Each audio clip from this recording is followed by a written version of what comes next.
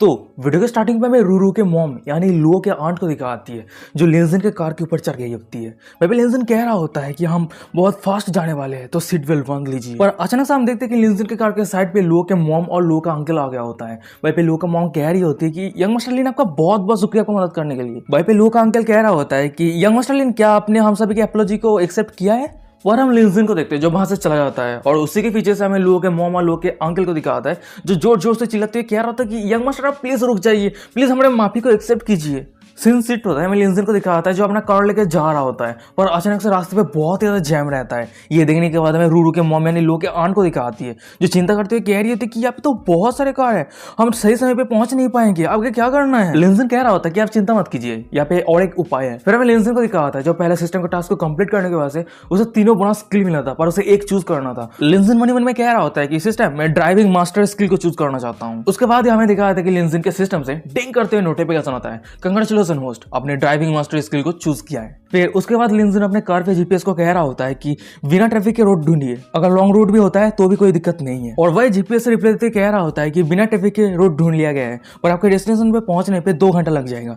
यह बातों को सुनने के बाद हमें रूरू के मॉम यानी लुओ के आंट को दिखाती है जो शौक होते कह रही थी कि क्या 2 घंटे, ये तो बहुत ही लंबा समय है। पर हम लिंजन को देखते हैं जो रूरू के मॉम के कंधे पे हाथ रखते हुए कह रहा होता है कि चिंता मत कीजिए, मैं सही समय पे आपको पहुंचा दूंगा। उसके बाद लिंजन तेजी के रफ्तार के साथ अपने कार को यू टर्न मारता है और फिर वहीं पे जितने सारे कार थे उस सभी को अवॉइड करते हुए आगे चला जाता है। फिर हमें दिखाते हैं कि कार बहुत ज्यादा स्पीड पे रहने के बाद रूरू की जो मॉम रहती है यानी लुओ की जो आंट रहती है उसके साथ की जो बॉटम रहता है वो टूट के दूर चली जाती है। लिंजन कह रहा होता है कि क्या मैं धीमी ड्राइव करूं। ये बातों को सुनने के बाद रूरू के मॉम यानी लुओ के आंट कह रही होती है कि नहीं, मैं नहीं चाहती कि वो सभी किडनैपर मेरे डॉटर को चोट पहुंचा दे, तो आप जितना जल्दी हो सके उतना जल्दी कार को चलाइए। सीन शिफ्ट होता है, हमें यानमिंग माउंटेन को दिखाता है। वहीं पे हम देखते हैं कि लिंजन और रूरू के मॉम आ गई होती है, वो दोनों ही कार से उतर गया होता है।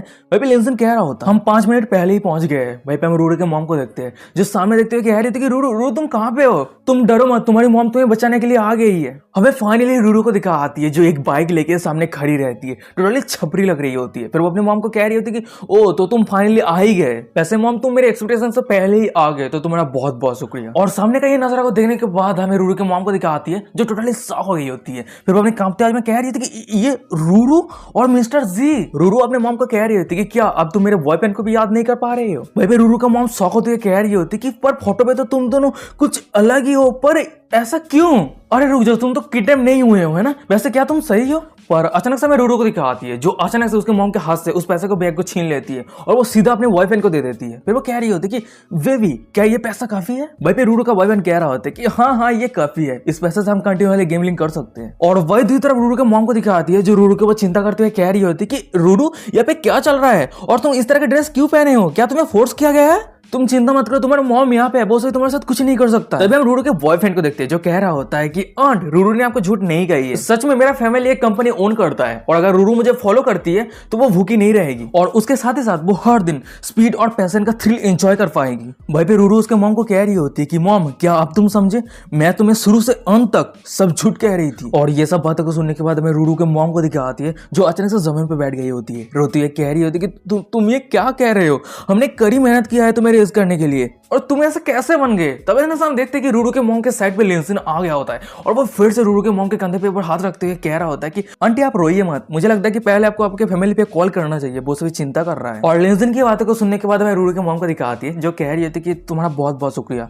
पर अचानक से हम देखते कि उन दोनों के साइड पे रूरू को जो लिंजन को देखने के बाद कह रही होती है कि वैसे तुम कौन हो। वह लिंजन कह रहा होता है कि मैं लुओ का फ्रेंड हूं। और लिंजन की बातों को सुनने के बाद हमें रूरू को दिखाती है जो एक अजीब सा फेस बनाते हुए कह रही होती है कि ओ तो वो तुम ही हो जो डैड ने मुझे ह्यूमिलेट करने के लिए कहा था। यार इस लड़की का फेस देखो कैसा किया यार, मुझे सहन नहीं हो रहा है, सच में मेरा गांड जल रहा है, ऐसा लग रहा है कि मैं इस लड़की को बहुत ही ज्यादा पीटूं। तो चलो कहानी पे आते हैं। वहीं पे हम देखते हैं कि लिंजन के सिस्टम से डिंग करते हुए नोटिफिकेशन आता है, congratulation host, high level omen detect किया गया है, आपका न्यू काउंटर अटैक मिशन शुरू हुआ है। उसके बाद हम सिस्टम को देखते हैं जो रूरू के प्रोफाइल को ओपन कर दिया होता है, नेम सुरूरू, उम्र 23, हाइट 164 सेंटीमीटर, वेट 47 kg। रूरू का होस्ट के ऊपर फेवरिटी जब 90% पहुंच जाएगी तब होस्ट रूरू के ऊपर जितना सारा पैसा खर्चा करेंगे रिटर्न के तौर पे आपको 10% आपके मेन अकाउंट पे ट्रांसफर कर दिया जाएगा। सुरूरू का होस्ट के ऊपर करंट फेवरिटी -10%। तभी हम रूरू को देखते हैं जो लिंजिन को कह रही होती है कि तुमने लोगों का दिल जीत लिया है, इसका मतलब तुम बहुत ज्यादा इंप्रेसिव हो और मानना पड़ेगा कि तुम्हारे पास कुछ स्किल है, पर तुम्हारे जैसा वेल बिहेव बेबी अपने मॉम के बाहों में रहना ही बेहतर है। पर तभी ना सामने दिखा होता है कि उन दोनों के पीछे एक बंदा आ गया होता है। फिर वो कह रहा होता है कि हे तुम सभी कितने लंबे समय से चैट करते रहोगे, अगर तुम सभी के पास पैसा है तो जल्दी से कंपटीशन को शुरू करो। फिर हमें दिखा आता है कि इस बंदे का क्या आइडेंटिटी है। वो साई ग्रुप का यंग मास्टर है, नाम है साई जिंगजोंग। और उस बंदे की ये बातों को सुनने के बाद हमें रूरू को दिखा आती है जो कह रही थी कि ओ तो तुम हारने के लिए इतना ज्यादा जल्दबाजी में हो, अगर ऐसी बात है तो आ जाओ। फिर वो अपने बॉयफ्रेंड के कंधे के ऊपर हाथ रखते हुए कह रही होती है कि जिंग मैं तुम्हारे ऊपर विश्वास करती हूँ, इस समय के रेस पे तुम जरूर जीतोगे क्योंकि बाइक परफॉर्मेंस उससे ज्यादा तुम्हारा बेहतर है। फिर हम देखते हैं कि वो सभी कंपटीशन के लिए अपने अपने जगह पे खड़ा हो गया होता है और वहीं पे एक लड़की को दिखा आती है जो अपने हाथ पे, फिर वो कह रही होती है कि race start now. Scene shift होता है, हमें कुछ मिनट के बाद का सीन दिखाता है। वहीं पे हम देखते हैं कि गेम खत्म हो गया होता है और वहीं पे जिंगजोंग जीत गया होता है और रूरू का जो बॉयफ्रेंड रहता है वो हार गया होता है। फिर रूरू का बॉयफ्रेंड कह रहा था कि ये सब कुछ कैसे हो गया। भाई फिर रूरू कह रही होती कि जिंगजोंग दुखी मत हो, ये तो सिर्फ पैसा ही हारे है ना, पर नेक्स्ट टाइम। पर अचानक हम देखते कि उन दोनों के पीछे जिंगजोंग आ गया होता है। फिर वो कह रहे थे कि ओ सिर्फ पैसा ही, तुम सच में सोचते हो कि कुछ 100,000 ही मुझे रोक सकता है? जरूर, आज से तुम मेरे हो। और मैंने सुना है कि तुम्हारा जो बॉयफ्रेंड जियासा हुआ है वो तुम्हें कभी टच भी नहीं किया है ना, तो चलो मैं पहले टेस्ट करता हूँ कि तुम कैसे हो। जिंगजोंग की ये सब बातों को सुनने के बाद रूरू कह रही होती है कि क्या तुम पागल हो गए हो, क्या बकवास बातें कर रहे हो। जिंगजोंग कह रहा होता है कि क्या तुम्हें अभी तक नहीं पता, तुम्हारे बॉयफ्रेंड मेरे सामने तुम्हें बीट लगाया था और वो हार गया है, तो इसलिए आज से तुम मेरे हो। ये बातों को सुनने के बाद हमें रूरू को दिखाती है जो टोटली शॉक हो गई होती है, कांपते आज में कह रही थी कि क्या।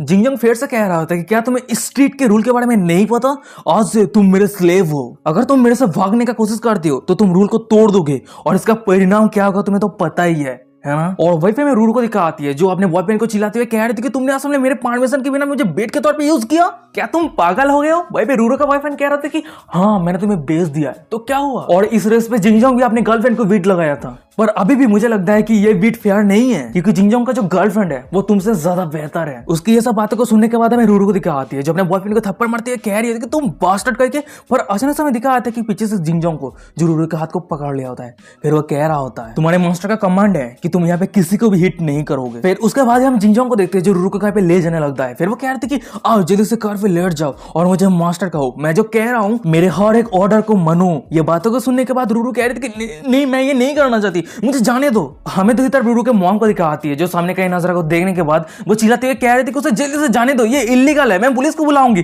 तुम सब अरेस्ट हो जाओगे। जिंगजोंग कह रहा होता है कि देख के ऐसा लग रहा है कि इस आंटी को ये सिचुएशन के बारे में अभी तक समझ में नहीं आई है। वैसे आप अपने डॉटर से क्यों नहीं पूछ लेते वो पुलिस से इन्वॉल्व होना चाहती है या नहीं। और हमें रूरू को दिखा आती है जो कुछ नहीं कह पा रही होती है, चुप रहती है। ये देखने के बाद रूरू के मॉम को दिखा आती है जो आगे जाती है कह रही होती है कि मेरे डॉटर को जाने दो।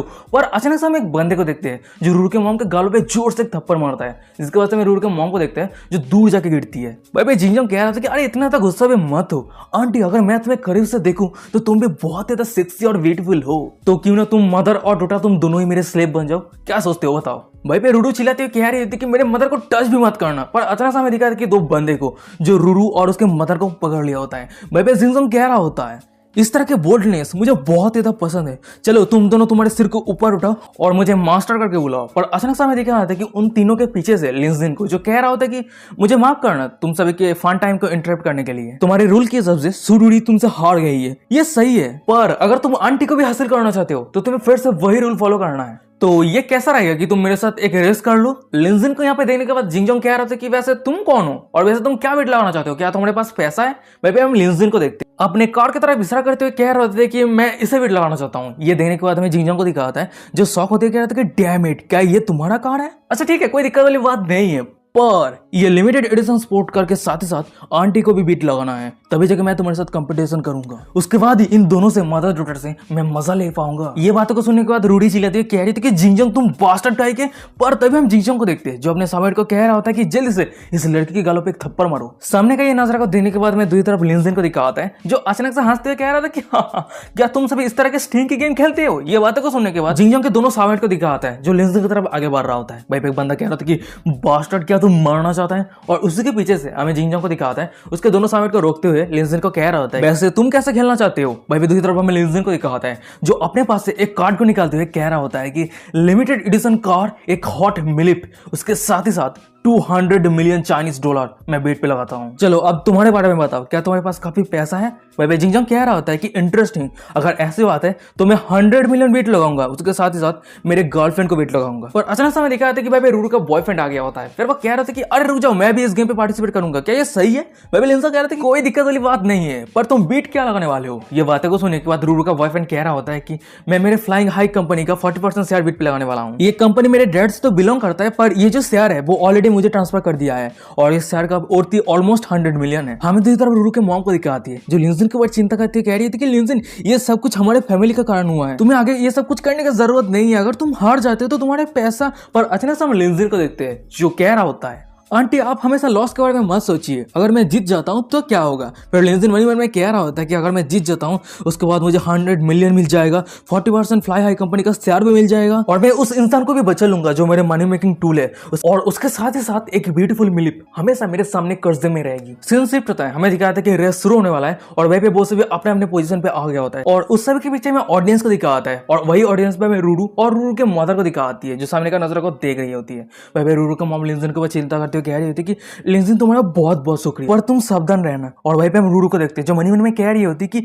वो इतना ज्यादा कॉन्फिडेंट कैसे हो सकता है, उस तरह के इंसान जो लग्जरी कार ड्राइव करता है और कैजुअली 100 मिलियन वेट लगा देता है। क्या वो सच में वही बंदा है जो मुझे डैड ने कहा था, और ये क्या वही बंदा है जो लोगों का गरीब बॉयफ्रेंड है। और तभी समय दूसरी तरफ लिंजन को दिखाता है जो रूरू को कह रहा होता है कि मैं रेस के लिए तुम्हारे बाइक को बोरो कर रहा हूँ, क्या कोई ऑब्जेक्शन है। ये बातें को सुनने का रूरू कह रही होती कि क्या तुम्हें सच में बाइक राइड करना आता है, सावधान रहना। और हाँ, जिंगजोंग से केयरफुल रहना, वो एक बार मोटरसाइकिल चैंपियनशिप पे फर्स्ट प्लेस हासिल किया है, तो इसलिए मैं तुम्हें कह रही हूँ कि ज्यादा रिस्क लेने का कोई जरूरत नहीं है, गिव अप कर दो। ये बातों को सुनने के बाद लिंजन कह रहा होता है कि लिटिल सिस्टर चिंता मत करो, मैं ये रेस जरूर जीतूंगा। फिर हम देखते कि उस सभी के सामने जो लड़की रहती है वो अपने पैंटी को हिलाती है और वो रेस शुरू हो गया होता है। फिर हम देखते कि लिंजन जिंगजोंग और रूरू का बॉयफ्रेंड बाइक राइड कर रहा होता है, पर अचानक से जिंगजोंग को दिखाता है जो पीछे से लिंजन के बाइक को हिट कर देता है और फिर वो आगे बढ़ जाता है। ये देखने के बाद लिंजन कह रहा होता है कि ओ तो ये सब कुछ ऐसा काम करता है। तभी सीन शिफ्ट होता है, हमें दिखाया था कि ऊपर ड्रोन से इस कंपटीशन को रिकॉर्ड किया जा रहा होता है और वहीं पे हमें दूसरी तरफ लिंजन को दिखाता है वो अचानक से बाइक के पिकअप को बढ़ता है और वही दूसरी तरफ हमें रूरू को दिखाती है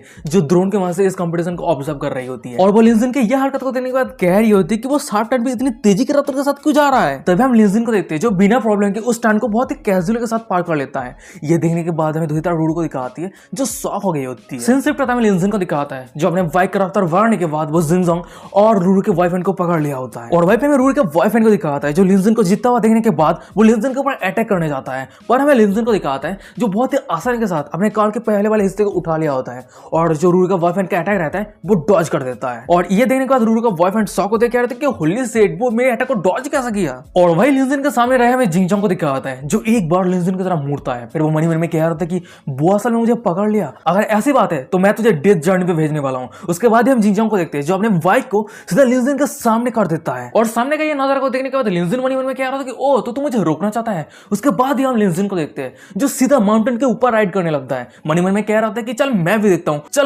हूँ तू कैसे रोक सकता है। और लिंजन के यह हरकत को देखने के बाद हमें जिंगजोंग को दिखाता है जो शॉक होते हैं, कहते हैं कि क्या वो माउंटेन पे भी राइड कर सकता है, ये कैसे पॉसिबल हो सकता है, यहाँ पे तो साइंस कोई काम ही नहीं कर रहा है। और भाई दूसरी तरफ हमें लिंजन को दिखाता है जो जिंगजोंग के ऊपर से क्रॉस करते हुए सीधा जिंगजोंग के सामने चला जाता है। तभी लिंजन कह रहा होता है कि मेरे तरफ क्या देख रहा है, रोड के सामने देख। और हम जिंगजोंग को देखते हैं उसके सामने एक दीवार रहता है, वो बहुत ही मुश्किल के साथ डॉज करता है, पर हमें रूरू के बॉयफ्रेंड को दिखाता है वो डॉज नहीं कर पाता है। फिर वो अपने बाइक को सीधा माउंटेन की दीवार पे जाके हिट करता है जिसकी वजह से वो इस गेम से डिस्क्वालीफाइड हो जाता है। और वही दूसरी तरफ हमें लिंजन को दिखाता है जो तेजी के रफ्तार के साथ वहां से निकल जाता है और उसी के पीछे हमें जिंगजोंग को दिखाता है जो दांत पीसते हुए लिंजन की तरफ देख रहा होता है। मन में कह रहा था कि बास्टर्ड, तूने मुझे कोई भी चॉइस नहीं छोड़ा है, अब वो मुझे यूज करना ही पड़ेगा। उसके बाद हम जिंगजोंग को देखते हैं जो अपने बाइक पे एक स्विच रहता है उसको दबाता है, इसके बाद हमें दिखाता है उसके बाइक के पीछे से ब्लू कलर का आग निकलने लगता है। फिर वो तेजी के रफ्तार के साथ उसका बाइक आगे जा रहा होता है। वही जिंगजोंग खुद ही खुद से कह रहा होता है कि अब मैं तुझे सिर्फ हराऊंगा ही नहीं, अब मैं चाहता हूं कि तू मर भी जा। फिर जिंगजोंग लिंजन को पीछे से हिट करने ही वाला होता है, पर अचानक से हमें लिंजन को दिखाता है जो एक राउंड मारते हुए जिंगजोंग के उस अटैक को डॉज कर दिया होता है। फिर वो अपने बाइक के फ्रंट व्हील को जिंगजोंग के बाइक के सामने रख देता है जिसकी वजह से हमें जिंगजोंग को दिखाता है जो सीधा ऊपर चला जाता है, हवा में चला जाता है। और वही हमें दूसरी तरफ लिंजन को दिखाता है जो किसी का परवाह नहीं करता है, वो अपने राइड को कंटिन्यू करता है और फाइनली उस रेस को जीत जाता है। और वही लिंजन के माथे के ऊपर हमें जिंगजोंग को दिखाता है जो अभी भी उड़ रहा होता है। उसके बाद हमें दिखाया था कि भाई जितने सारे ऑडियंस थे वो सब लिंजन को घेर लिया होता है। भाई एक बंदा कह रहा था कि वाओ अमेजिंग। भाई दूसरा बंदा कह रहा था कि मैं इस तरह से राइड करने के बारे में कभी सोच ही नहीं सकता। भाई तीसरा बंदा कह रहा था कि डेफिनेटली। और भाई उस समय के साइड पे रहे हमें रूरू को दिखाती है जो सामने लिंजन को देख रही होती है, वो ब्लास्टिंग कर रही होती है, खुद ही खुद से कह रही थी कि वो बहुत ही ज्यादा हैंडसम है। तभी हम देखते हैं कि लिंजन के सिस्टम से डिंग करते हुए नोटिफिकेशन आता है रूरू का होस्ट के ऊपर फेवरिटी 50% तक बढ़ चुका है। सीन शिफ्ट होता है, हमें कुछ मिनट के बाद का सीन दिखाता है। भाई हम देखते हैं कि एम्बुलेंस आ गया होता है और घायल जिंगजोंग और रूरू के बॉयफ्रेंड को ले जा रहा होता है। पर तभी हम देखते हैं कि भाई लिंजन आ गया होता है। फिर वो एक डॉक्टर को रोकते हुए कह रहा होता है कि डॉक्टर आप कुछ सेकंड रुक जाइए, वैसे वो सभी कैसे है, क्या लाइफ थ्रेटन तो नहीं है ना उस सभी को। वो डॉक्टर कह रहा होता है कि क्या इस इंजरी पर्सन का कोई फैमिली या फिर फ्रेंड है। वैसे वो दोनों बहुत ज्यादा किस्मत वाले हैं, ये सीरियस बाइक राइडिंग पे उन दोनों को कुछ फ्रैक्चर ही हुआ है पर कोई भी लाइफ थ्रेटनिंग नहीं है। ये बातों को सुनने के तो लिंजन कह रहा था कि ओह थैंक गॉड। और अचानक से हमें लिंजन को दिखाता है जो एक कॉन्ट्रैक्ट को लेकर जिंगजोंग के सामने आ गया होता है। फिर वो एक डेविल फेस बनाते हुए कह रहा होता है कि अगर ऐसी बात है तो जल्दी से इस कॉन्ट्रैक्ट पे साइन कर तभी जाके यहाँ से जाना। लिंजन की ये सब बातें ये सब फेस को देने के बाद जिंगजोंग शॉक होते कहते कि क्या तो डेविल है। भाई लिंजन कह रहा होता है कि पर ये रूल तो तूने सेट किया था है ना, तो जितना जल्दी हो सके इस कॉन्ट्रैक्ट पे साइन कर दे। हमें कुछ सेकंड के बाद का सीन दिखाता है। भाई हम देखते हैं कि जिंगजोंग ने कड़ी मेहनत करके लिंजन के उस कॉन्ट्रैक्ट पे साइन करी और तभी हम देखते हैं कि लिंजन के पीछे रूडी को जो उन दोनों को पीटने लगती है, चिल्लाते हुए कह रही होती है कि चिल्लाना बंद करो तुम दोनों कचरे का ही के। उस समय क्या कह रहे थे कि तुम सब मेरे साथ मजे करोगे, पर देखो अब मैं तुम सबके साथ मजे कर रही हूँ। भाई हम लिंजन को देखते हैं जो सामने के नजर को देख रहा होता है। फिर वो मन में कह रहा होता है कि सच में ये लड़की बहुत ही ज्यादा वायलेंट है। पर तभी अचानक हमें दिखाया था कि भाई रूडी का मॉम आ गया। फिर वो लिंजन को कह रही होती है कि मिस्टर लिन आपका बहुत बहुत शुक्रिया, आपने हमारे फैमिली के लिए जो काइंडनेस दिखाया है उसके लिए हम बहुत। भाई हम रूडू को देखते हैं जो लिंजन को कह रही होती है कि चिंता मत करो, हम तुम्हारे पेपर को चुकता कर देंगे, तुम्हें जो रिक्वेस्ट है वो हमें कह दो, मैं और मेरे मदर मिलकर उस रिक्वेस्ट। और तभी हम लिंजन को देखते हैं जो अपने हाथ पे जो पैसे का बैग रहता है वो रूडू को देखते हुए कह रहा होता है कि ये मैटर नहीं करता है, मुझे जो बेनिफिट चाहिए था वो मुझे ऑलरेडी मिल चुका है, और वैसे भी ये जो 1 मिलियन चाइनीज डॉलर है वो तुम्हारा है, वापस ले लो। और हाँ फ्यूचर में ये ध्यान रखना कि कोई भी परेशानी इकट्ठा बिल्कुल भी मत करना। और अभी मुझे एक अर्जेंट काम आ गया है तो तुम दोनों अपना कार पकड़ के घर चले जाना। और वही दूसरी तरफ हमें रूरू और रूरू के मॉम को दिखाती है जो लिंजन की बातों को सुनने के बाद शॉक हो गई होती है। वो दोनों ही लिंजन की तरफ देखते हुए ब्लास्टिंग कर रही होती है, समझ रहे हो, रूरू का मॉम ब्लास्टिंग कर रही है। तभी हम देखते हैं कि लिंजन के सिस्टम से डिंग करते हुए नोटिफिकेशन आता है रूरू का होस्ट के ऊपर फेवरिटी 20% तक बढ़ चुका है। और वहीं पे मैं रूरू के मॉम को दिखाती है जो ब्लास्टिंग करती है, रूरू को कह रही होती कि लिंजन सच में बहुत ही ज्यादा अलग है। डॉक्टर तुम लिंजन के बारे में क्या सोचते हो। वहीं पे रूरू कह रही होती है कि मैंने डिसीजन ले ही लिया है, मैं उसे जरूर हासिल करके रहूंगी। ये बातों को सुनने के बाद रूरू का मॉम कह रही थी कि क्या, पर वो तो ऑलरेडी लुओ का बॉयफ्रेंड है ना। वहीं पे रूरू कह रही थी कि मैं ये परवाह नहीं करती यार, रूरू की जगह पे अगर रूरू का मॉम हीरोइन होती ना तो ये जबरदस्त हो जाती। सीन शिफ्ट होता है, हमें दूसरे दिन यूनिवर्सिटी टाउन के स्ट्रीट को दिखाता है और वहीं पे हम लिंजन और उसके तीनों रूममेट को देखते हैं जो खाना। तभी सीन शिफ्ट होता है, हमें झाड़ियों के पीछे एक लड़की को दिखाती है जो लिंजन को देख रही होती है। वो अचानक से लिंजन के पीछे आ गई होती है, लिंजन को बुलाती है और वहीं पे हम लिंजन को देखते हैं जो पीछे मुड़ता है। पर अचानक से उस सिचुएशन का फायदा उठा के हमें उस लड़की को दिखाती है जो लिंजन के खाना को खा लेती है। फिर हम देखते हैं कि वो लड़की कोई और नहीं रूरू रहती है। वो लिंजन को कह रही होती है कि यो कैसे हो। लिंजन कह रहा होता है कि रूरू तुम यहाँ पे क्या कर रही हो। और भाई लिंजन के साइड पे हमें तीनों रूममेट को दिखाता है जो रूरू को देखने के बाद शॉक होती है, मन में कह रहा होता है कि फिर से वीडियो लेट के लिंजन को ढूंढ रही है। तभी हम रूरू को देखते हैं जो लिंजन के करीब आते हुए कह रही होती कि गेस करो क्या तुम अब इंटरनेट कैफे पे जाने वाले हो, क्या तुम मुझे लेके जाओगे। और सामने का नजर को देने के बाद लिंजन के तीनों रूममेट को दिखाता है जो बहुत ही ज्यादा जेलस फील कर रहा होता है, चिल्लाते हुए कह रहा था कि ये बंदा कितना ज्यादा लकी बास्टर्ड है। और तभी लिंजन को दिखाता है जो कह रहा था कि नहीं मैं तुम्हें बिल्कुल भी लेके नहीं जाऊंगा। ये बातों को सुनने के बाद हमें लिंजन के तीनों रूममेट को दिखाता है, शॉक होते कह रहा था कि क्या इंस्टेंट रिजेक्शन। पर तभी हम देखते कि रूरू के पीछे चिंचिंग आ जाती है। फिर वो कह रही थी कि हे घिनौनी हो रहा, तूने लिंजन का खाना खा लिया है, क्या तुझे पता है वो खाना मेरी थी। फिर वो रूरू को दूर करते हुए कह रही होती है कि जल्दी से यहाँ से दफा हो जा। पर अचानक से रूरू को दिखाती है जो चिंचिंग के हाथ को पकड़ने के बाद मोड़ दिया होता है। फिर वो एक गैंगस्टर के जैसा फेस बनाते हुए चिंचिंग को कह रही होती है कि हे घिनौनी हो रहा, तू कौन है, तेरी हिम्मत कैसे हो गई मुझे चैलेंज करने की। पर हमें चिंचिंग को दिखाती है वो भी कोई कम नहीं है। फिर वो अचानक से रूरू के बालों को पकड़ लिया होता है। असल में बात यह है ना, वो दोनों लड़की V.CH है। भाई पे रूरू कह रही होती है कि घिनौनी हो रहा, जल्दी से मुझे जाने दे नहीं तो मैं तेरे इस हाथ को तोड़ दूंगी। और भाई पे हमें दूसरी तरफ लिंजन और उसके तीनों रूममेट को दिखाता है जो सामने का नजारा को देख रहा होता है। भाई तीनों रूममेट तो बहुत ज्यादा खुश रहता है, वो एक साथ कह रहा था कि वाओ क्या नजारा है, टोटली सेटिस्फाइंग। भाई पे लिंजन मन में कह रहा था कि जितना जल्दी हो सके वो दोनों को रोकना है। फिर उसके बाद लिंजिन अपने सिस्टम से ट्रेडिशनल चाइनीज मेडिसिन स्किल को एक्टिवेट, उसके बाद हम लिंजिन को देखते हैं जो रूरू और चिंचिंग के ऊपर कुछ एक्यूपंक्चर कर देता है, जिसके वजह से हमें दिखाया था कि उन दोनों को बहुत ही ज्यादा दर्द होने लगती है और उसी कारण हमें दिखाया था कि वो दोनों फाइट करना बंद कर देती है। लिंजिन कह रहा था कि क्या अब तुम दोनों रुक रहे हो, और वैसे चिंचिंग क्या तुम मुझे सीक्रेटली फॉलो कर रहे हो फिर से। चिंचिंग कह रही होती कि लिंजिन क्या तुम ढूंढ नहीं पा रहे हो कि वो लड़की बहुत ज्यादा एनोइंग है, मैं तुम्हें मदद कर रही हूँ उसे तुमसे दूर जाने के लिए ताकि वो तुम्हें डिस्टर्ब ना कर पाए। और वही चिंचिंग के साइड पे हमें रूरू को दिखाती है जो कह रही थी कि ओ मैं अगर सही से गेस करूं तो तुम उसके एक्स गर्लफ्रेंड हो, है ना। चिंचिंग कह रही होती कि तो क्या हुआ, तुम्हारे जैसे फ्लिप फ्लॉप से तो बेहतर हूं। वहीं पे रूरू कह रही होती है अगर मेरे पास तुम्हारे जैसा एक गर्लफ्रेंड होती ना, मैं जितना जल्दी हो सके उसे छोड़ देती।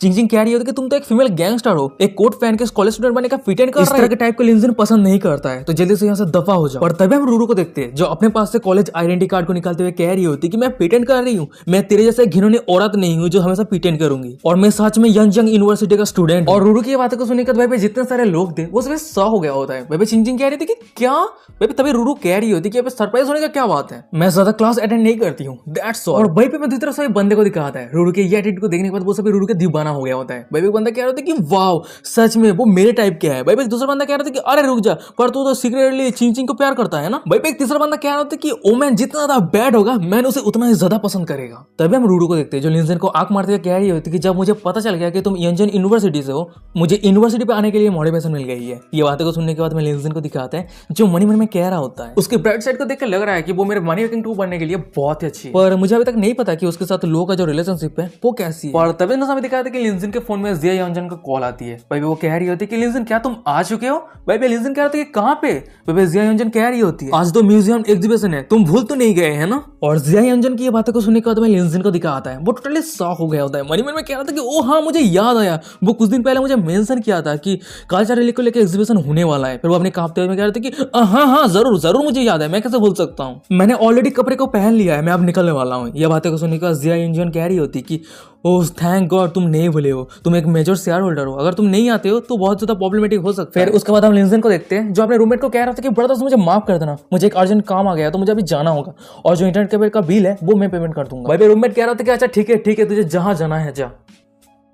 फिर उसके बाद हम लिंजिन को देखते हैं जो एक साइकिल के सामने आ गया होता है। फिर वो मनी मन में क्या होता है कि क्या मैं ये साइकिल को लेकर चला जाऊं, और उसके साइड पे हमें रूरू को दिखाती है जो कह रही थी कि तुम कहाँ जा रहे हो, क्या मैं मेरे मोटरसाइकिल से राइड दे दूं। वही लिंजिन कह रही थी कि नहीं इसकी जरूरत नहीं। और अचानक से हमें रूरू को दिखाती है जो लिंजिन के हाथ को पकड़ लिया होता है। फिर वो कह रही थी कि तुमने अभी मेरे ऊपर जो प्रेशर पॉइंट टेक्निक को यूज किया वो तुम कब मुझे सिखाने वाले हो। और भाई दूसरी तरफ हमें चिंचिंग को दिखाती है जो रूरू के ऊपर चिल्लाते कह रही थी कि जल्दी से तुम उसे जाने दो। भाई लिंजिन मनी मन में कह रहा होता है कि ये लड़की कितना ज्यादा चिल्लाती है, मुझे तो सिर पे दर्द हो गया है। फिर वो रूरू को कह रहा होता है कि अच्छा ठीक है मैं तुम्हें एक्यूपंक्चर, और ये सब कुछ तुम्हारे ऊपर डिपेंड करती है कि तुम कितना ज्यादा समझने वाली हो, पर उससे पहले तुम जिस सब्जेक्ट पे फेल हो चुकी हो वो मेकअप करना है, उसके साथ ही साथ तुम्हें टॉप लेवल प्रोफेंसी अचीव करना है, फिर उसके बाद फॉरेन लैंग्वेज प्रोफेंसी सर्टिफिकेट हासिल करना है, तभी जाके तुम मुझे ढूंढने के लिए आना। ये बातों को सुनने के बाद हमें रूरू को दिखाती है जो घुटनों के पास पे बैठ गई होती है, रोते कह रहे थे कि नहीं मैं ये नहीं कर सकती हूँ। भाई हम लिंजिन को देखते हैं जो साइकिल लेके वहां से जाने लगता है, और उसके पीछे में रूरू को दिखाती है जो चिल्लाते कह रहे थे कि हे ये रिक्वायरमेंट को थोड़ा कम कर सकते हो। और वही उन दोनों के पीछे में चिंचिंग को दिखाती है जो उन दोनों को जाते हुए देख रही होती है।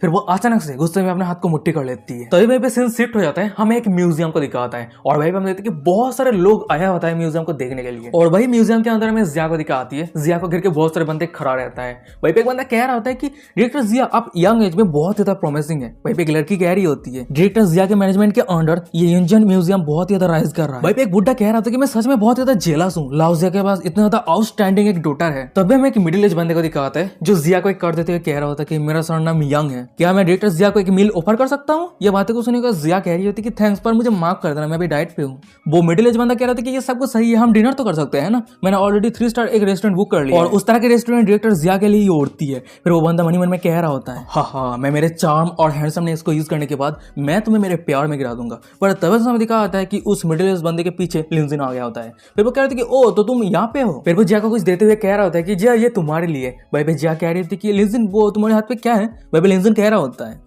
ये ग्रिल सेंस हुआ जाए, और ये यूनिवर्सिटी गेट पे सेल हो रहा था, तो क्या तुम कुछ खाना चाहते हो। और वही उन दोनों के साइड पे हमें उस अंकल को दिखाता है जो सामने के नजर को देख रहा होता है। लिंजिन की ये बातों को सुनने के बाद वो मनी मन में कह रहा था कि हाँ क्या पागल है ये बंदा, एक डिग्निफाइड मैजेस्टिक जिया यंजन तुम्हारी $2 की ग्रिल सेंसोज खाएगी। पर हमें जिया को दिखाती है लिंजिन ने जो चीज को लाया था वो खा लेती है। फिर वो कह रही थी कि वाव ये बहुत ज्यादा टेस्टी है। और वही उन दोनों के साइड पे हमें उस अंकल को दिखाता है जो सामने का ये सीन को देखने के बाद उसका मुंह खुला का खुला रह गया होता है, कुछ भी सही नहीं आ रहा था कि ये क्या सीन है। मनी मन में कह रहा था कि क्या ये दुनिया पागल हो गया है। तभी हम जिया को देखते हैं जो लिंजन के हाथ को पकड़ने के बाद वहां से जाने लगती है, जाती है कह रही थी कि तुमने वैसे इस जगह को सब कुछ देख लिया है ना, तो चलो ईस्ट साइड पे चलते हैं। तभी सीन शिफ्ट होता है, हम एक बंदे को दिखाते हैं जो लाइव ब्रॉडकास्ट कर रहा होता है। फिर वो कह रहा था कि हेलो एवरीवन, आज मैं योंचन म्यूजियम को लाइव ब्रॉडकास्ट करने वाला हूं। फिर उसके बाद हमें दिखाते हैं कि वो बंदे को जो लाइव ब्रॉडकास्ट पे कंटिन्यूअसली भौंकने लगता है, जो हमें पूरा एक्सप्लेन करना इम्पॉसिबल है। तभी दूसरी तरफ हमें लिंजन और जिया को दिखाती है जो कहीं पे जा रही होती है। उसके बाद ही हम देखते हैं कि जिया योंजन के सामने एक बुड्ढा रहता है। फिर वो कह रहा था कि योंजन, तुम्हारी ये national treasure returning home exhibition बहुत ही ज्यादा बढ़िया है, वैसे लाओजिया कहाँ पे है। जिया कह रही होती है कि टीचर को आपके ये कॉम्प्लीमेंट के लिए बहुत बहुत शुक्रिया, और वैसे डैड थोड़ा लेट आने वाला है। ये बातों को सुनने के बाद हमें उस बुड्ढे को दिखाता है जो वहां से जाते हुए कह रहे थे कि अच्छा ठीक है, वैसे मैं बहुत ज्यादा बुड्ढा हो गया हूँ, जिसकी वजह से मेरे पेट पे थोड़ा प्रॉब्लम चल रहा है, मैं भी टॉयलेट जा रहा हूँ। और तभी मैं वही लाइव ब्रॉडकास्ट को दिखाता है जो चिल्लाते हुए कह रहा होता है कि मेरे नंबर बुलाने के बाद भी यहाँ पे कोई क्यों नहीं है, मैं इतने लंबे समय से इंतजार कर रहा हूँ, यहाँ तक मैं लाइव स्ट्रीम भी कर रहा हूँ, और यहाँ पे इतना सारा लाइन भी है, क्या म्यूजियम सभी लोगों को इस तरह से ही ट्रीट करता है। तभी हमें दिखाई थी कि भाई जिया आ गई होती है। फिर वो कह रही थी कि मुझे माफ कर देना टीचर को, हम कुछ समय के लिए यहाँ पे नहीं रहेगा, और अगर आप इंतजार नहीं कर सकते तो आपका जो भी ट्रेजर है वो मैं आपको आइडेंटिफाई करने के लिए मदद कर सकती हूँ। वो बंदा कह रहा था कि क्या आप सच में आइडेंटिफाई कर सकते हैं, पर आपको देख के लग नहीं रहा है कि आप अप्रेजियल है। ये बातों को सुनकर जिया कह रही होती कि क्यों ना आप थोड़ा ट्राई। उस बंदे को देखते हैं जो अपने पास से उस ट्रेजर को निकाल लिया होता है। फिर वो जिया को देते हुए कह रहा होता है कि अच्छा ठीक है, आप देखिए ध्यान से। फिर उसके बाद हमें जिया को दिखाती है जो उस ट्रेजर को गौर से एग्जामिन करने लगती है, और वहीं पे मैं दूसरा उस बंदे को दिखाता है जो लाइव ब्रॉडकास्ट कर रहा होता है। और जिया को देखने का लाइव ब्रॉडकास्ट पे जितने सारे लोग थे वो सभी कमेंट करने लगता है। भाई एक बंदा कह रहा था कि क्या ब्यूटीफुल लड़की है, मैं वही भी जाना चाहता हूँ। तभी हमें जिया को दिखाती है जो उस बंदे को कह रही होती है अनफॉर्चुनेटली ये आइटम है, ये कोई आर्टिफैक्ट नहीं है। जिया की ये बात को सुनने के बाद में उस बंदे को दिखाता है जो बहुत ही ज्यादा गुस्सा हो गया होता है, चिल्लाते हुए कह रहे थे कि आप क्या बकवास बातें कर रहे हैं, मेरे एक अमेरिकन फ्रेंड ने मुझे ये दिया है, ये फेक कैसे हो सकता है, आपको पता है वो इंसान कितना ज्यादा बोल दिया है। तभी हमें जिया को दिखाती है जो उस ट्रेजर को उस बंदे को ध्यान से दिखाते हुए कह रही होती है क्या आप फोर्जिन लैंग्वेज की लाइन को देख पा रहे हैं, क्या आपको पता है उसका मतलब क्या है। वो बंदा कह रहा होता है चाहे जो भी मुझे समझ में नहीं आ रहा है, पर मैं सही से गेस करूँ तो ये एक डिक्लेरेशन ऑफ इंडिपेंडेंस है और अमेरिका एक फ्रीडम कंट्री है, तो यहाँ पे कुछ गलत है। तभी जिया कह रही होती है कि उस फोर्जिन वर्ड का मतलब होता है मेड इन चाइना। ये बातें को सुनने के बाद उस बंदे को दिखाते हैं, साहब कह रहा था कि इम्पॉसिबल, एब्सोल्युटली इम्पॉसिबल, ये हो ही नहीं सकता। जिया कह रही होती है अगर आपको विश्वास नहीं हो रहा है तो आप उस टेक्स्ट का फोटो खींच के ट्रांसलेशन ऐप पे स्कैन कर सकते हैं, उसके बाद आपको पता चल जाएगा। और वहीं पे हम देखते हैं कि उस बंदे का कंटिन्यूअसली लाइव ब्रॉडकास्ट चल रहा होता है, और वही ब्रॉडकास्ट पे कुछ बंदे इस तरह के कमेंट कर रहा होता है, ये बहुत ही फनी। तभी अचानक से उस बंदे को दिखाता है जो और भी ज्यादा गुस्सा हो गया होता है। फिर वो अचानक से अपने पर्स से फिर से एक आइटम निकाल लिया होता है। फिर वो जिया को कह रहा होता है आप इसके बारे में क्या कहना चाहते हैं, मुझे तो लगता है कि आप एक नूब है, आज मैं आपके स्किल को टेस्ट करने वाला हूं। जिया कह रही होती कि मेरी ये लिमिटेड नॉलेज की हिसाब से मैं आपको रॉ आइडिया ही दे सकती हूँ। वो बंदा कह रहा होता है कि तो आप खुद ही एडमिट कर रहे हैं कि आपके पास लिमिटेड नॉलेज है, तो आप कंफर्मली कैसे कह सकते हैं कि मेरे अमेरिकन फ्रेंड ने मुझे जो चीज दिया है वो फेक है। जिया कह रही होती कि आपके पास जो आइटम है वो एकदम परफेक्ट तरीके से बनाया गया है, और इस आइटम का जो ग्लेज ऑफ कलर है वो एक अलग ही सेंस दे रहा है, तो अगर मैं सही से गेस करूं ये आइटम फेक है। जिया की ये बातों को सुनने का तो मैं उस बंदे को दिखाता है, वो और भी ज्यादा गुस्सा हो गया होता है, चिल्लाते हुए कह रहा होता है कि आप टोटली बकवास कर रहे हैं, आपको कुछ भी समझ नहीं आ रही है कि आप क्या कह रहे हैं, और आप खुद को एक्सपर्ट कह रहे हैं। क्या आप अपने इस टाइटल को पैसे देके खरीदा है या फिर आपने किसी के साथ बेड पे सोया ताकि जाके इस टाइटल को हासिल किया है। जिया कह रही होती कि आप जो कह रहे हैं प्लीज आप संभाल के बात कीजिए, नहीं तो मैं सिक्योरिटी गार्ड बुला के मैं आपको यहाँ से बाहर करवा दूंगी। वो बंदा चिल्लाते हुए कह रहा होता है कि सिक्योरिटी गार्ड बुलाना है, पर मैंने 500 रुपया खर्चा करके यहाँ पे एंटर किया है, विश्वास करिए या ना करिए मैं अभी पुलिस को रिपोर्ट कर दूंगा। तभी हम देखते कि भाई टीचर कौन आ गया होता है। फिर वो कह रहा होता है कि डायरेक्टर जिया यहाँ पे क्या हुआ है। भाई पे जिया कह रही होती कि इस इंसान ने एक हाई मेंशन प्रोक्लेम एक पीस लेके आया है। ये बातों को सुनने के बाद में टीचर कॉन्ग को दिखाता है जो जिया के कान में आके धीमे शब्द में कह रहा होता है कि यंगजॉन मैं मानता हूँ कि तुम्हारा जो स्किल है वो बहुत ही ज्यादा इंप्रेसिव है, जब एंटी की अपीयरेंस का बात आता है तुम तुम्हारे फादर से बहुत ही ज्यादा पीछे हो। एक अप्रेजर को सिर्फ आर्टिफैक्ट ही नहीं लोगों को भी समझने की जरूरत पड़ता है, और अगर आपको उस आइटम पे कोई भी फ्लॉ नहीं दिखता है या फिर एविडेंस नहीं है तो डायरेक्टली उसे सर्टिफिकेट दे दो। ये बातों को सुनने के बाद जिया कह रही होती कि टीचर कॉन्ग आप भी, टीचर कॉन्ग कह रहा होता है मेरे तरफ इस तरह से मत देखो, बिजनेस और रेपुटेशन को स्टेबल करके रखना है तो तुम्हें इस तरह से ही काम करना है। और वही दूसरी तरफ हमें उस बंदे को दिखाता है जो उन दोनों की ये सब बातों को सुनने के बाद एक अजीब सा फेस बनाते हुए कह रहा होता है कि अब कैसा है, अब कह दीजिए ये रियल है। उसके बाद मेरे सामने घुटने टेक के माफी मांगिए। फिर उसके बाद हमें दिखाता है कि भाई पे जितने सारे लोग थे जिया यंगजॉन को लेकर बातें करने लगता है। भाई पे एक बंदा कह रहा होता है कि 1 मिलियन का आइटम फेक है, आप कैसे कह सकते हैं। भाई पे टीचर कौन कह रहा होता है कि यंगजॉन मैं ये सब कुछ तुम्हारे भलाई के लिए ही कर रहा हूँ, अब तुम बच्चे नहीं हो, अब समय आ चुका है तुम्हें मैच्योर बनने का। भाई पे एक दूसरा बंदा कह रहा था कि क्या ये लड़की सच में एक अप्राइज एंटीट्यूड है, मुझे तो लगता है कि ये लड़की फेक है। और वहीं पे मैं जिया यानजान को दिखा आती है जो उस सभी की बातों को सुन रही होती है पर वो कुछ नहीं कह पा रही होती है। पर अचानक से हमें दिखा है कि भाई पे लिंजिन आ जाता है। पेपो कह रहे थे कि यहाँ पे क्या चल रहा है, चलो मैं भी देखता हूँ वो कौन है जो हमारे म्यूजियम डायरेक्टर को बुली कर रहा है। और लिंजिन को यहाँ पे देखने के बाद में जिया को दिखा आती है जो खुश हो गई होती है, ब्लास्टिंग करती है, कह रही होती है कि लिंजिन। और वहीं पे दूसरी तरफ में उसी बंदे को दिखाता है जो लिंजिन को देखते हुए कह रहा होता है कि वैसे तुम कौन हो। लिंजिन कह रहा होता है कि मैं सभी एक्सपर्ट का पापा हूँ। और वही लिंजिन के साइड पे रहे हमें टीचर कॉन्ग को दिखाता है जो कह रहा होता है कि एकदम सही कहा, मिस्टर लिन का जो स्किल है वो मुझे भी सरपास कर देता है। फिर टीचर कॉन्ग मन में कह रहा होता है कि मैं कुछ ही समय पहले लाओजे को कॉल किया था और मुझे पता चला है कि लिंजिन का जो फाइनेंशियल पावर है वो बहुत ज्यादा स्ट्रॉन्ग है, अगर मैं उसके साथ कनेक्शन बना लेता हूँ तो ये बुरा भी नहीं है। और वही दूसरी तरफ हमें उसी बंदे को दिखाता है जो लिंजिन को कह रहा होता है कि अगर ऐसी बात है तो आप मुझे बता दीजिए कि इस आइटम का क्या आइडेंटिटी है। लिंजिन कह रहा होता है कि कोई दिक्कत वाली बात नहीं है, पर आप बता दीजिए कि ये कौन सी डेस्टिनी से बिलोंग करता है। वहीं पे वो बंदा कह रहा होता है कि सॉन्ग डेस्टिनी। ये बातों को सुनेगा तो लिंजिन कह रहा होता है कि सॉन्ग डेस्टिनी, वैसे क्या आप श्योर है कि ये जो आइटम है वो कुछ ही हफ्ता पहले बना है। वो बंदा गुस्सा करते हुए कह रहा था कि क्या तुम मेरे साथ मजाक कर रहे हो। वहीं पे लिंजिन कह रहा होता है कि तुम्हें बुद्धू बनाना बहुत ज्यादा आसान है और तुमने जिस चीज को खरीदा है वो टोटली फेक है, बताओ इस चीज को खरीदने के लिए तुमने कितना पैसा खर्चा किया है। तभी मैं उस बंदे को दिखाता है जो अपने पास से एक सर्टिफिकेट निकालते हुए कह रहा था कि जल्दी से अपना आंख खोल के देख लो, मास्टर फिंग भाई ध्यान से आइडेंटिफाई करने के बाद मुझे ये सर्टिफिकेट दिया है, क्या अब तुम्हें पता चल रहा है कि ये कितना ज्यादा वैल्यूएबल है। लिंजिन कह रहा था कि अच्छा ठीक है मैं तुम्हारे साथ आर्ग्यू करने के लिए बहुत ज्यादा लेजी हूँ, तुम तुम्हारी ये फेक आर्टिफैक्ट और फेक सर्टिफिकेट लेके यहाँ से चले जाओ, यहाँ पे आके आपको कोई जंगलीपना करने का जरूरत नहीं है। पर तभी इतना समय दिखा था कि भाई पे एक बुढ़ा आ गया होता है, फिर वो कह रहा होता है कि आप कुछ समय के लिए रुक जाइए, मेरा नाम फिंग बाओ है और मैंने पिछले 60 सालों से एंटीक्यू कलेक्ट कर रहा हूं। लिटिल ब्रदर तुमने अभी कहा कि मैंने जो आर्टिफैक्ट को ऑब्जर्व किया है, आइडेंटिफाई किया है, वो फेक है, तो क्या ये मुझे डिसरेस्पेक्टफुल करने के जैसा नहीं है। पर लिटिल ब्रदर देख के ऐसा लग रहा है कि तुम अपने हॉबी के लिए ये काम करते हो, तुम्हारे पास कोई भी अप्राइजर सर्टिफिकेट नहीं है ना। और उस बुड्ढे की बातों को सुनकर तो मैं वही बंदे को दिखाता है जो चिल्लाते हुए कह रहा था कि एकदम सही कहा, अगर तुम्हारे पास सर्टिफिकेट नहीं है तो तुम एक्सपर्ट बनने का प्रिटेंड करते हो, ये नहीं चलेगा। वह मैं एक बुड्ढी को दिखाती है जो कह रही होती है मिस्टर फिनबाओ ने एकदम सही कहा और मैंने भी मिस्टर फिनबाओ से आर्टिफैक्ट आइडेंटिफाई किया है और उस सभी का प्राइस बहुत ही ज्यादा हाई है। और वही दूसरी तरफ हमें टीचर कॉन्ग को दिखाता है जो सामने के नजर को देखने के बाद लिंजिन को कह रहा होता है कि मिस्टर लिन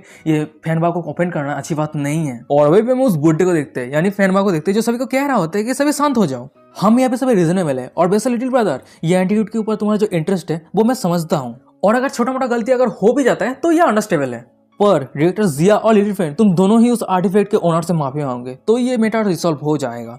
और वही लिंजिन के पीछे में जिया को दिखाती है जो लिंजिन की तरफ देखती हुई मन में कह रही होती है कि लिंजिन आगे हमें क्या करना चाहिए। तभी हम लिंजिन को देखते हैं जो कह रहा होता है क्या मैंने अभी सही सुना, बहुत सारे लोग मिस्टर फेन से आर्टिफैक्ट खरीदा है ना। वैसे लेडी आप ये जो आइटम खरीदे हैं क्या वो आप मिस्टर फेन से ही खरीदे हैं, क्या मैं ऐसे एक बार देख सकता हूँ। वही वो लेडी कह रही होती है अच्छा ठीक है तुम देख लो पर सावधान रहना टूट ना जाए, ये बहुत ज्यादा एक्सपेंसिव है। उसके बाद हम लिंजिन को देखते हैं जो उस आइटम को गौर से ऑब्जर्व करने लगता है और वही दूसरी तरफ में उस बुड्ढे को दिखाता है जो एक एविल से हंसते मन में कह रहा था कि हाँ आगे तुम अब क्या कहने वाले हो। तभी लिंजिन कह रहा होता है कि ये आइटम टोटली फेक है। ये बातों को सुनने के बाद वो लेडी चिल्लाती हुई कह रही थी कि क्या तुम झूठ कह रहे हो, क्या तुम्हारे पास कोई भी एविडेंस है और क्या तुमको अंदाजा भी है अगर मैं इस आइटम को यहाँ पे सेल करती हूँ तो मैं कितना हाई प्राइस कमाने वाली हूँ। और वहीं पे मिस्टर फेनबा कह रहा था कि सच में आजकल के यंग बच्चे बहुत ज्यादा लापरवाही होते हैं, कुछ भी कह देते हैं बिना सोचे समझे। तभी लिंजिन कह रहा होता है कि जो भी फेंगबाओ से कल्चरली खरीदा है वो सभी मुझे दिखाओ। उसके बाद हमें दिखाया था कि फेंगबाओ से जितने सारे लोग आर्टिफैक्ट खरीदा था वो सब कुछ लिंजाओ के सामने रख दिया होता है। और वही लिंजा के साइड पर हमें जिया को दिखाती है जो मनी में कह रही होती है कि वैसे ये जो कल्चर लेके देख के ऐसा लग रही है कि ये बहुत ज्यादा न्यू है, पर इस सभी आइटम पे फ्रॉड का कोई भी एविडेंस नहीं है। वही मिस्टर फेनबा कह रहा था कि क्या आगे आप सब कुछ सही है, आपके डिले के लिए बहुत सारे लोगों के पास अभी समय नहीं है, अगर तुम गलत हो तो तुम एडमिट कर लो, कोई दिक्कत वाली बात नहीं है, या फिर तुम कहना चाहते हो कि यहाँ पे जितने सारे आइटम है वो सभी फेक है। लिंजिन कह रहा होता है कि वेल हाँ यहाँ पे जितने सारे आइटम है पर मैं ये कह सकता हूँ कि ये सभी आइटम को जिसने बनाया है वो एकदम मास्टर है, कोई भी फ्लॉ नहीं है, कोई गड़बड़ी नहीं है। ये लिंजिन की बातों को सुनने का दूसरी तरफ हमें ऑडियंस को दिखाता है वो सभी जोर जोर से हंसने लगता है। भाई बंदा चिल्लाते हैं कहते हैं क्या ये बंदा पागल हो गया है, कुछ भी कहते जा रहा है। भाई पे एक दूसरा बंदा कह रहा होता है कि मैं जिद्दी लोगों को देखा है पर इसके जैसा जिद्दी इंसान मैं पहली बार देख रहा हूँ। तभी लिंजिन कह रहा होता है कि मेरे पास असल में एक एविडेंस है जिसे मैं प्रूव कर सकता हूँ, यहाँ पे जितने सारे रिलीक है वो सब फेक है, क्या आप सब चाहते हैं कि मैं ये ट्राई करूँ।